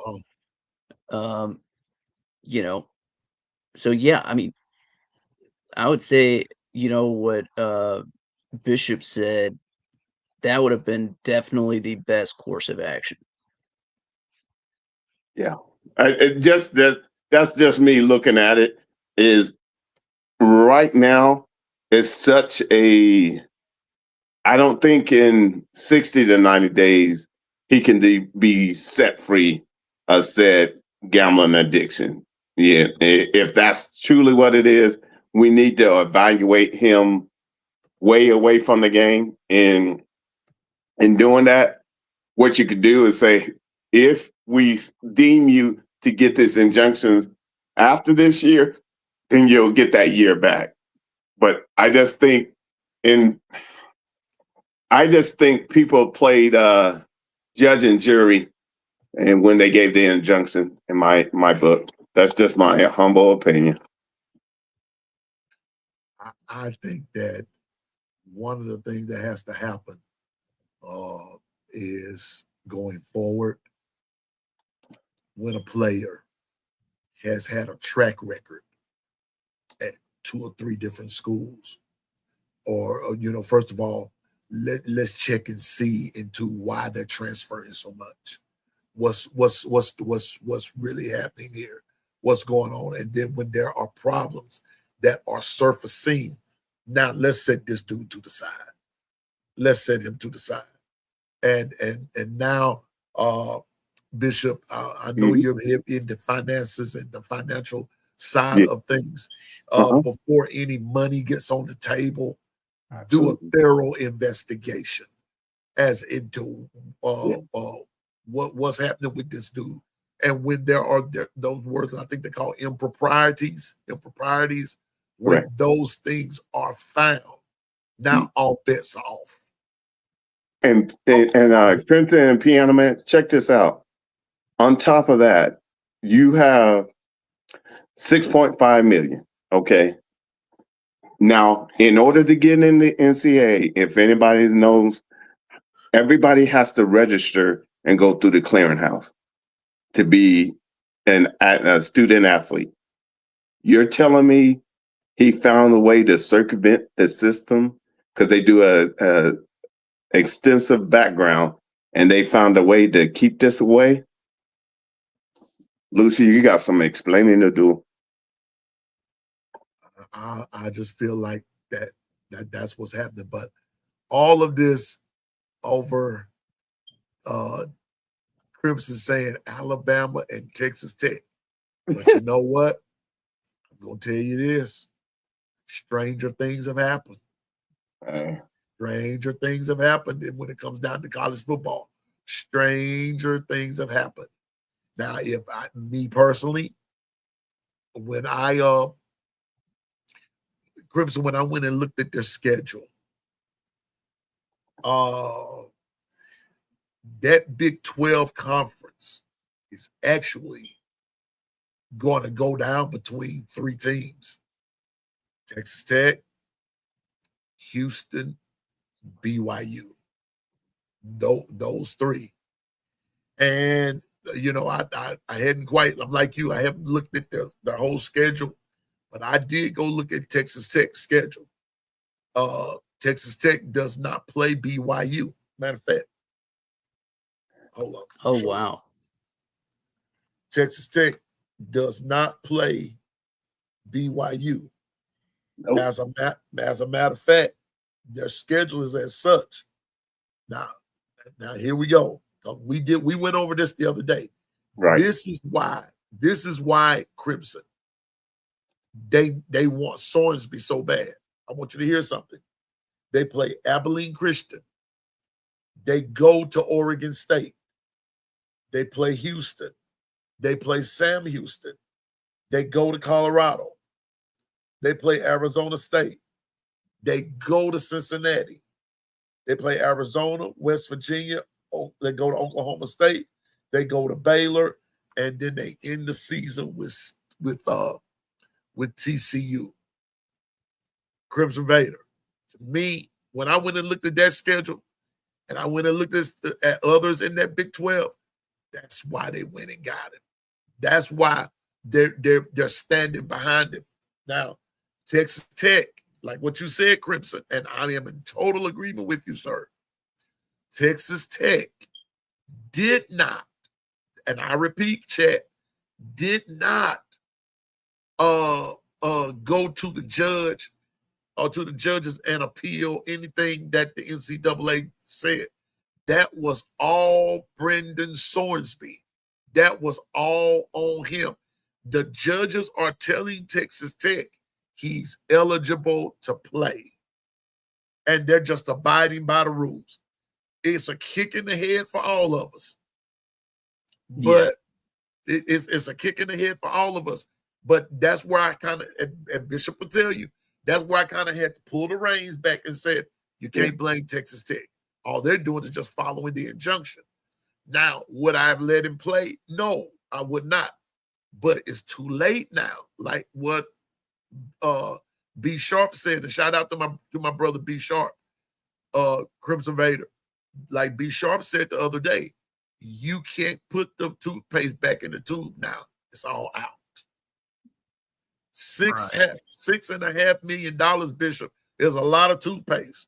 Yeah, there's a lot of toothpaste, and we'll have to watch and see how everything comes down. But it's definitely put a black eye on our game, and now it's put us front and center, and now everybody's tuned in and trying to see what would be the final verdict.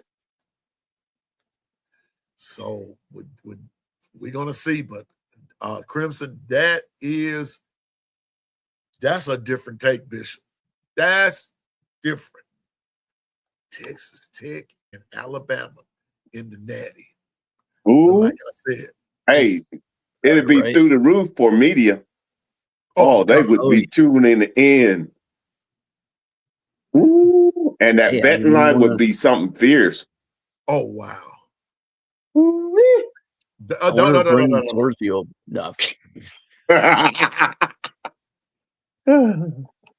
Don't say nothing. Think about it, right? Alabama defeating the villain of college football. That's when you said it. When you put it out there, I was like, ooh, you talking about viewings? It would be the most viewed. Yeah, it would be up there, bro. I'm sorry, it'll break records if they were able to do it. Now they got to do their part and get there.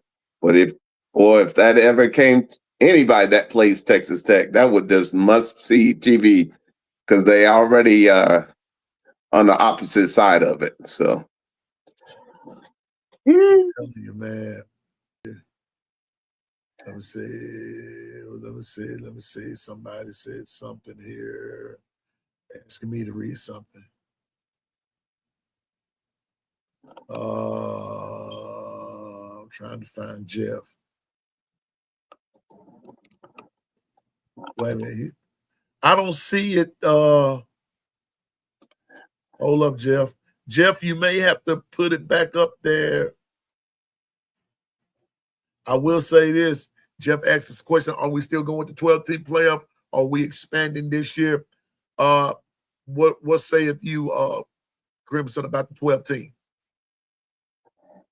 I hope we go with the 12 because, I mean, I understand, these, coaches and athletic directors and conferences want to go to 16, but I mean, think about it, we went from 4 to 12, and if we go to 16, then we're gonna want to expand it more and then expand it more. And it's going to get to a point to where it turns into something like the NCAA tournament, which it would be cool. Don't get me wrong, but it'll just, I mean, you might as well just put every team in the Power Four, or just every team, in the FBS in the tournament at that point. And, I think 12 is the right amount of teams. I'm gonna tell you this. I'm gonna say this, and y'all may disagree with me, and I hope you do, and I hope it doesn't come to this. I don't see it going to 24 teams. I actually see it going to 28 and 32 teams. Hey, what? Oh man, I sure do. That's watered down for real. I see it going to that. Man, I hear you, P. Now, here's my reasoning why. It's something that Crimson said just a couple of minutes ago, and something Bishop asked a couple of days ago. And I'm going to start with what Bishop asked a couple of days ago. Bishop asked the question, do y'all see what's going on? Yeah. And Crimson comes in today and talks about the conferences. You may as well just put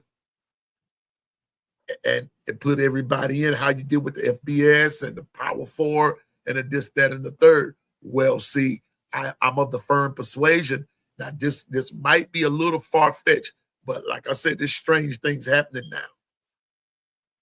You might break this thing down into two conferences, just like Bishop said the other day.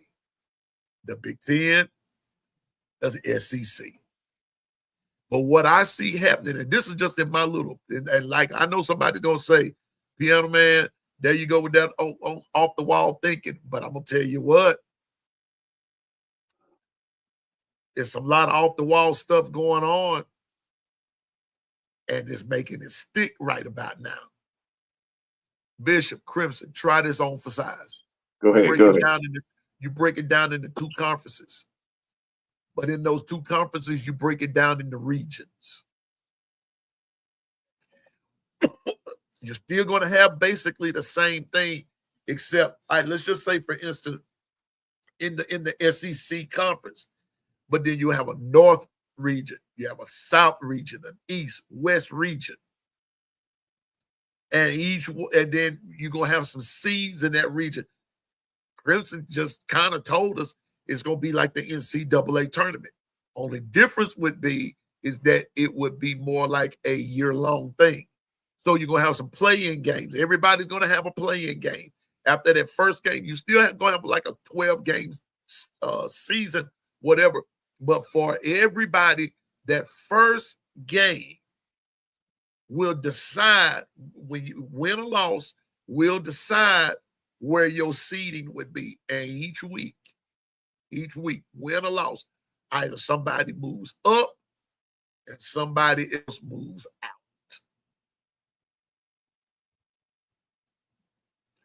One and you're done. Optimus Prime. One and you're done.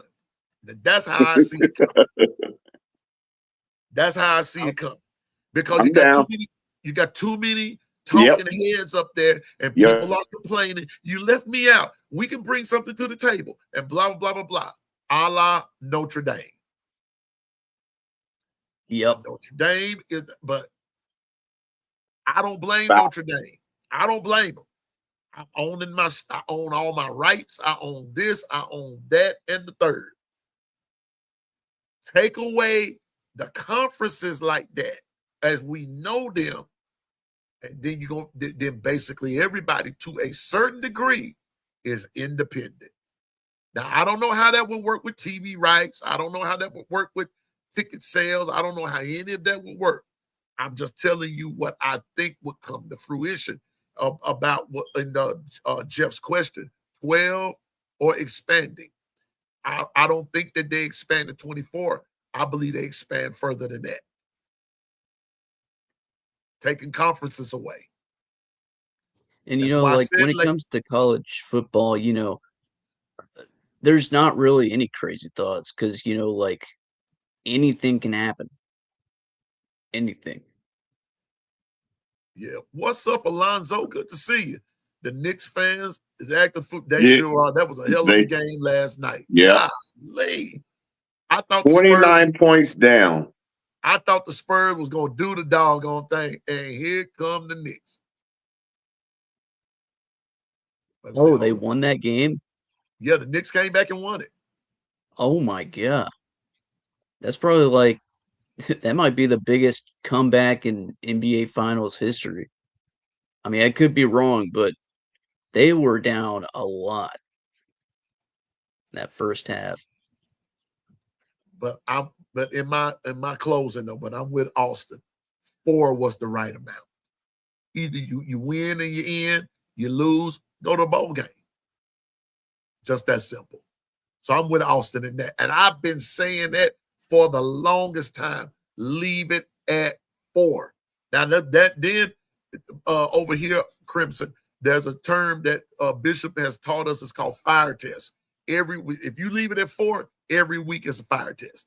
Every week. Now what you got now, you can afford to lose a game because because you got so many different options to choose from. But the more you minimize the options, it minimizes the fact of it sort of amps up the fact you got to walk the chalk. You got to walk Right. the chalk line. Yeah. I would just say leave it at 4. But I was answering Jeff's question about expansion, staying at 12 or expanding. My initial, I'm old school, Crimson, and Bishop knows I am. I am old school to the max. Leave it at 4. I'm not even for that expansion in NCAA basketball. I'm not for that expansion. No, I'm not for that. Yeah, that's pushing the boundaries. So with that being said, y'all, but Alonzo, good to see you. And the fans in New York are cutting up. They're cutting up, man. Hey, my family is going bonkers. They in Plainfield, New Jersey. They going bonkers, yo. Yeah, so I mean, I'm talking about, and they were going crazy the other night when they lost. When the Knicks lost the other night, yeah. It got, they was acting a plum fool then. Yeah, I'm with you, Jeff. It always comes back to 4 teams. It always comes back to 4. That's what it's going to boil down to. But the field is going to be more. It's going to be more wide open to get to those 4 teams. So sooner or later, it's going to change. So, but anyway, that's about our show for today. We won't have an evening show this evening. I got some things to do. But Crimson, before we get out of here, bro, I need you to tell everybody where they can find you, and again, let us know about the videos. Go ahead, Crimson. All right, so on X, it's just it's Crimson Vader, but the E at the end of Vader is a 3, so just at Crimson Vader. And on YouTube, the Tide Zone, where it'll just be talking about Alabama stuff, predictions, maybe even some stuff in the past, some games from the past or something like that. But yeah. That's how you can find Crimson Vader. I'm gonna tell you, it's fun content, and not only that, you run into other content creators who Crimson Vader socializes with. I socialize with them and everything, and it's pretty fun over there. Okay, so let's be sure. And if you don't have X, also known as Twitter, if you don't have that, do your best to get on it if you so desire. And everything, and it opens you up to a brand new world. And Crimson Vader, I'm going to be doing a space over there real soon. And bro, I want you to jump on with me sometime. You and JT and Amber. Listen, y'all. Crimson Nation is big. Trust me when I tell you that. There are a lot of Crimson Tide fans out there and everything. And then I will even go so far and say this. As much as I love my SEC, as much as I love my Alabama Crimson Tide, I love the SEC just as much as a conference. I'm not going to say I'm sitting up there saying I love Georgia or I love Kentucky. No, as my conference, I love the SEC. And there are a lot of people that represent the SEC that are just as passionate about their team as we are about Alabama. And for some, you can't sit down and have a civil conversation. And then there's some you just need to turn around. You just need to turn and run as fast as you can, because those you can't have a decent conversation with them. But Crimson is somebody you can have a decent conversation with. And I'm thankful that he was able to come to Bishop, come this morning, hang out with us today and everything. And Crimson, I appreciate it, man. I appreciate it. Appreciate you coming through. Appreciate you having me on. Yeah, bro. And this is my first time doing a content creators week. A content creators week. I like it. And I bought on different ones. I just may expand it some more because I'm running into other content creators on a everyday basis. And this is why I keep telling everybody. There's a passage of scripture that says, if a man is to have friends, he must first show himself to be friendly. You got to be friendly. And that's what I try to be. And I ran into some real buttholes here too. I'll say it. Yeah. But the majority have been very nice, very engaging, and everything. And those are the people I like to spend time with. So Crimson Vader, I thank you for your time. And again, please keep us posted. And I hope you don't mind. I hope you don't mind what I'm about to say. But if you don't mind, there might be some times that I use some of your material in some of my like on some of my shows and say, hey, this is what my boy Crimson Vader had to say about this, and I'll run a clip from you. And I hope you don't mind that, because when we're doing content over here, when we're doing, we want perspective, not just from Piano Man, not just from Bishop. We have Governor, he didn't make it today. Not just Governor, not just Twister. I want others' perspective. We want the good, we want the bad, we want the ugly, but we want the truth. We want the truth. I'm not so hung up on the fact that Alabama's going to win, blah, blah, blah, blah, blah, this, that, and the third. No. I want to see us win, but I would like what you said. I want to see some results. I want to see some things get better. That's just truth. That's just truth. That's truth. So I appreciate you, Crimson. Bishop, parting words from you, sir. Man, I tell you what, it's a great day to be alive. First and foremost, be thankful. There's a lot of people dealing with a lot that's going on. And so if you can be that smile for someone, be that smile for someone. And if nothing else, be open to hear what they have to say and add your 2 cents. So therefore we keep moving forward and we keep growing, because ain't nobody know everything, and we got a lot to learn from one another. So with that said, shalom, shalom, and one love. One love, shalom. Oh, yeah. And don't forget, the Discord. Oh, yeah, Discord is open. Oh, boy. And I want to thank those who came over yesterday and everything. And Crimson, you're always invited to the long run. Do you still have the? You still have the link? Dwight, you want to help me out again? You have to help me out again. I keep forgetting to send the link out. But for those of you that came in the Discord yesterday, thank you, man. Y'all lit it up. And our newest people that have been joining the Discord, thank you for coming with the content that you're coming with. That is absolutely super. I love it. I love the engagement. But as we get closer and closer to the season, ladies and gentlemen, I'm going to love the engagement even more when you're verbal. And there is a place in there called Let's Talk. And that's for you. That's for all of us. And so probably tomorrow or Saturday, we're going to do some Let's Talk, if that's okay. We're going to do some Let's Talk. We're going to talk about some stuff. We're going to talk about some stuff. And we want to light up our Discord. We want to light the Discord up. Yeah, right, Stephen. Let's talk about it. There we go.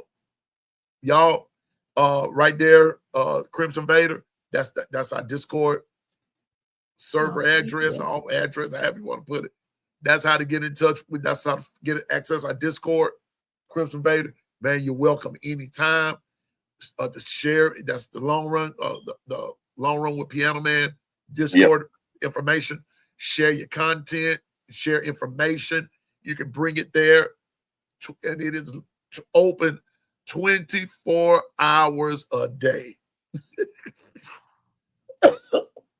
We never close. Okay, so you're welcome, Crimson Vader. But that's for everybody. Matter of fact, did I write it down?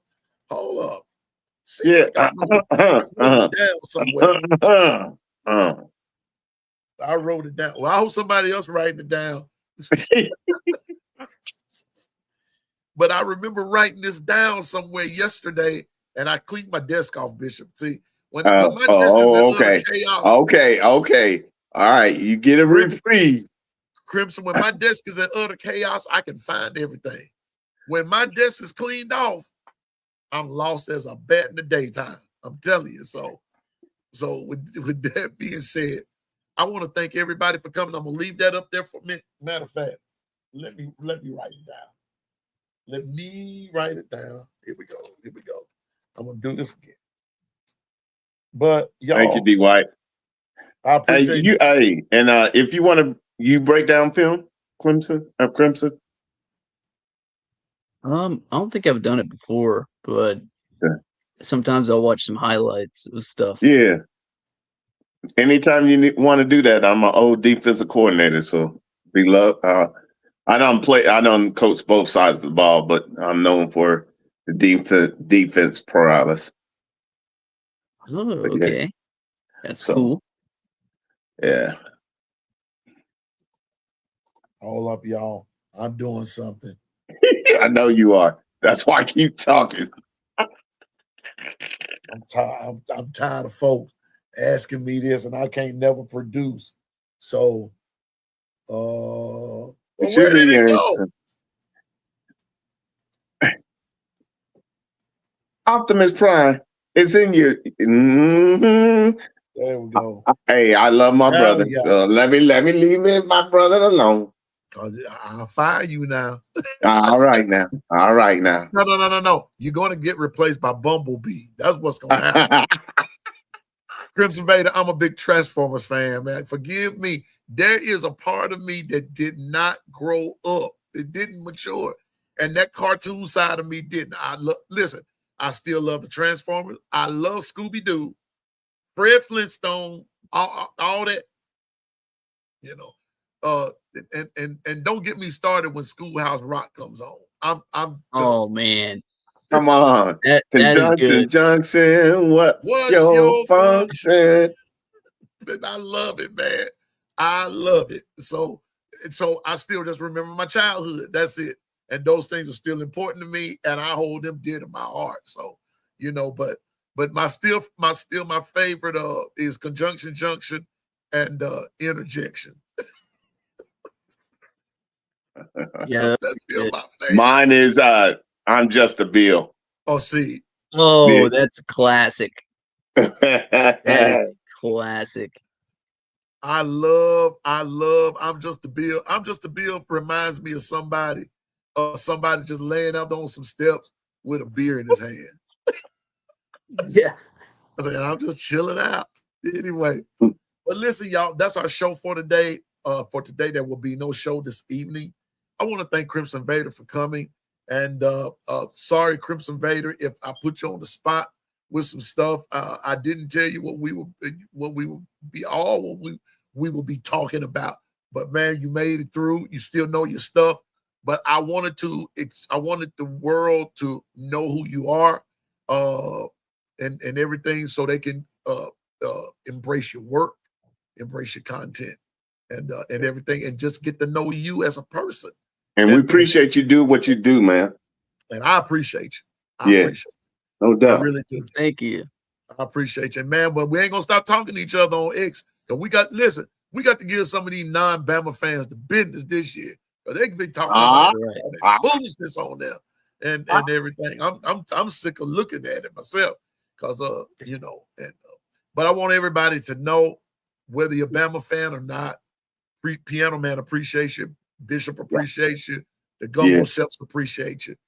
Only thing we just ask that everybody just please keep it respectful. I can tolerate smack talk. Smack talk, I can tolerate. Bashing and disrespect, I can't tolerate. And I've said it before. I will say it again to my mods. Thank you for all that you do. But the mods owe me no explanation. They owe me do what you got to do. You do what you have to do.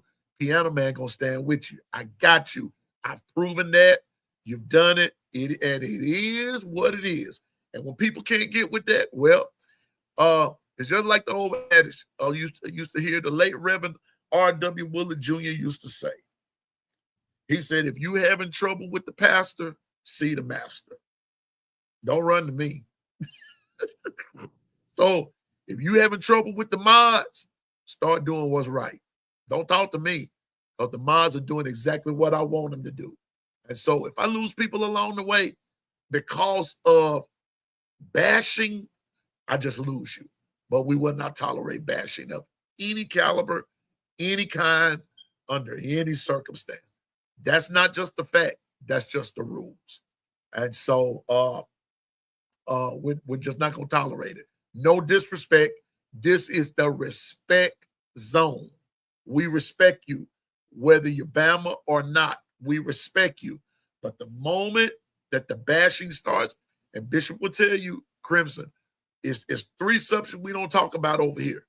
We don't talk about religion, we don't talk about politics, and we don't talk about sex. Those things are all personal. Those things are personal. Now, ever so often, the sex thing will come up, but we try to keep that one to the minimal. But we talk about that and cold. Right? Free to throw, Charlie. Right. Right.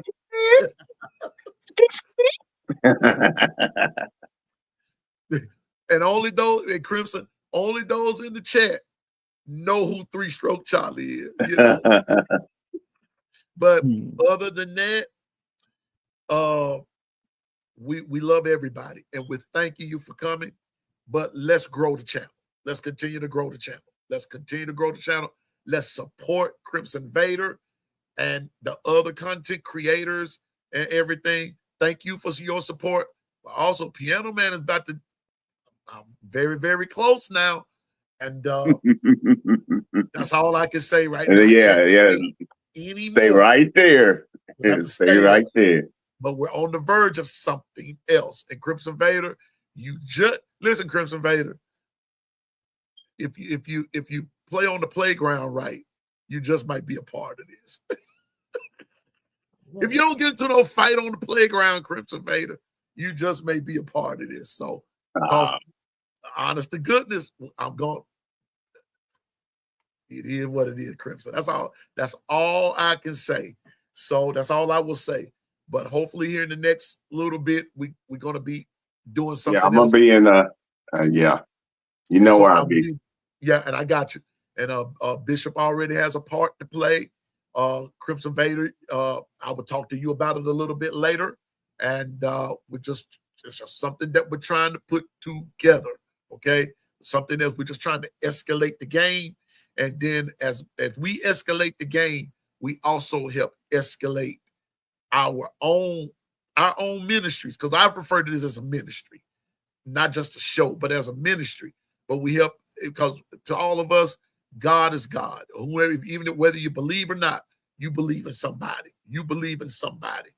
And so, but I look at it as a ministry, and we're helping people, and we're bringing people into awareness of who God is. And that's what I'm all about. And then we're also helping people understand that Alabama is the standard and forever will be. That's all I got to say. I'm going to leave it at that. So with that being said, that's our show for today. I'll continue to stay focused, drive, and go forward in the name of the Lord Jesus Christ. Remember to trust in the Lord with all your heart. Lean not into your own understanding. In all your ways, acknowledge him. He'll direct your path. Search for him while he can be found. Call on him while he's yet near. And just remember, when he shows you your path, you understand your plan and your purpose. I think you're going to like what you see. So with that being said, hey, this kitchen is big enough for everybody to cook in, and everybody gets something to eat. Glad you were hungry today. I think you got something to eat. So with that being said, one last thing. It's okay to be a fan. Just be realistic. Don't be delusional. Just be realistic. All right? So with that being said, I don't know everything. I know this. I know what I'm talking about. So we out of here. Again, thank you, Crimson Vader. Thank you, Bishop. Thank you, Twister. Thank you, Dwight, the best producer in the world. Thank you to the 401k crew and to all the crews. Now we end, as we always, let me see, did he put it up here? Wait a minute. I Lady like Latoya. Lady Latoya, my girl, the queen of the. All right. Wait a minute. Coach Carl, the dark one. Stephen Hicks, you are slipping today, sir. I didn't see it. Well, we end with this. On behalf of Stephen Hicks, OG Gill, the crew of No Mercy, and the voice of No Mercy, with the exception of the Alabama Crimson Tide fans, for everybody else, we wish you nothing but the absolute worst. We wish you nothing but the absolute worst. Why? Because we don't give a piss about nothing but the Tide. So with that being said, that's our show for today. The Discord is open. Hey, come on over there and shoot your shot. Bishop gonna be there. I think I'm gonna be there for a little while and everything. And let's not forget the Miller's Edge comes on here. So you got time today. The Miller's Edge comes on here in just a few minutes. And so let's shout out to Christian Miller and the Miller's Edge. So, for those that go over there, hey, let's hang out for a while. But for the next few minutes, we can hang out in the Discord, okay? Thank you, Bishop. Thank you again, Crimson Vader, for coming. And let's not forget to look up Crimson Vader on X and on other venues where he is, all right? Everybody, the kitchen is closed. The Gumbo Chefs have left the building for the day. We will be back in the morning, and we'll see you then. Roll Tide, everybody, and y'all have a great day.